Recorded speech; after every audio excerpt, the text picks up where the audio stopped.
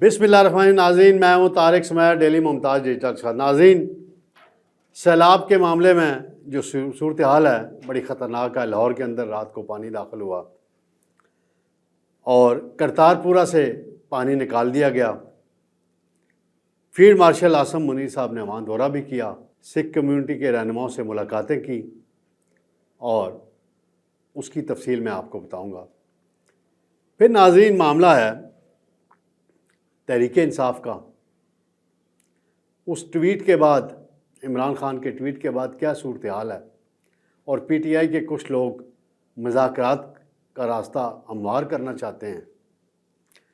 फिर कौमी assembly secretariat में अफसरान ने कुछ खेल खेला है कि पेशावर हाई कोर्ट के हुक्म इम्तनाई के बावजूद अपोजिशन लीडर उमर अयूब के जो स्टाफ था उनको इधर उधर तब्दील कर दिया, उनके तबादले कर दिए।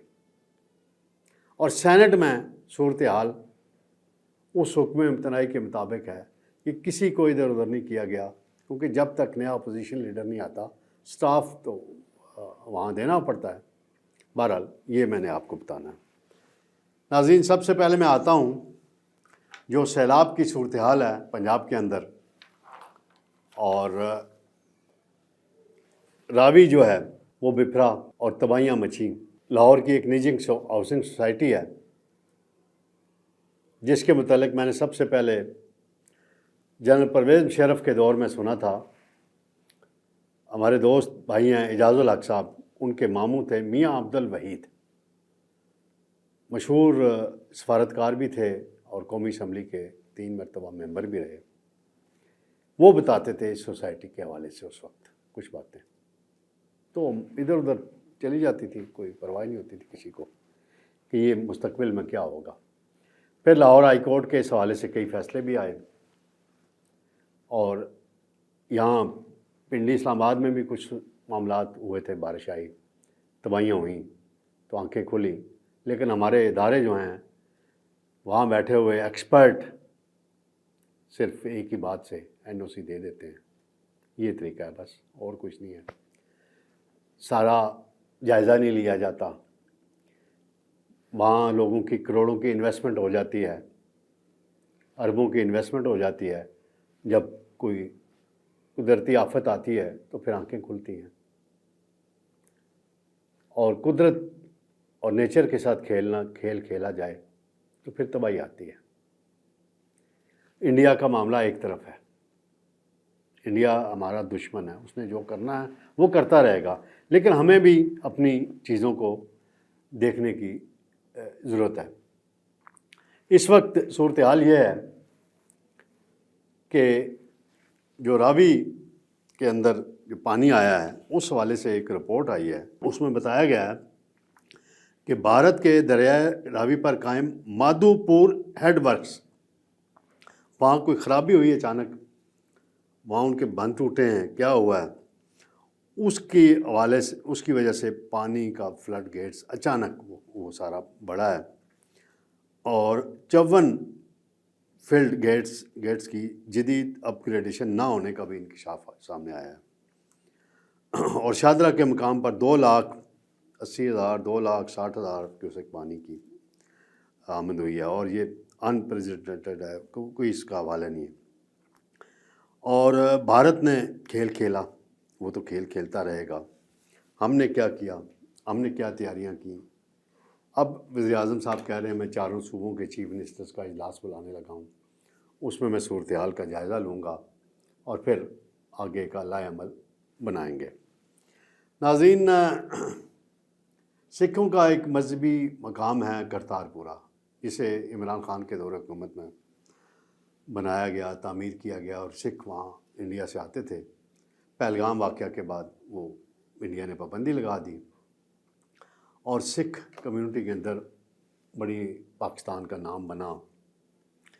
कनाडा में रहने वाले सिख हों, अमेरिका में रहने वाले हों, यूरोप में रहने वाले हों, तो बड़ा वो यहाँ आते थे।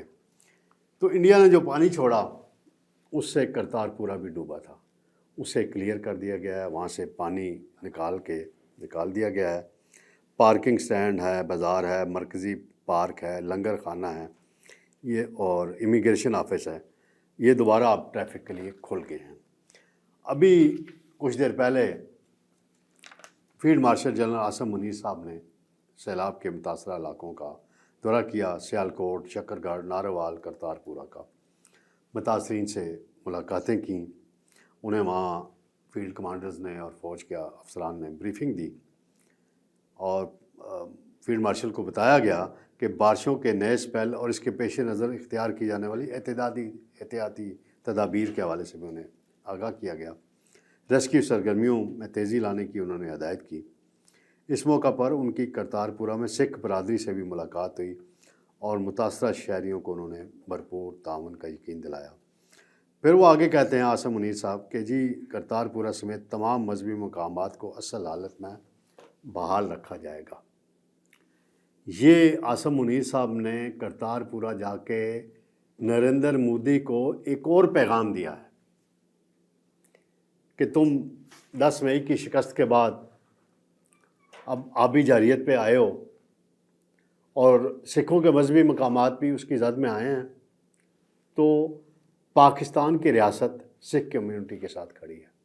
یہ بڑا پیغام گیا ہے اس وزٹ کے بعد۔ ناظرین، معاملہ ہے تحریک انصاف کی قائمہ کمیٹیوں سے استعفوں کا۔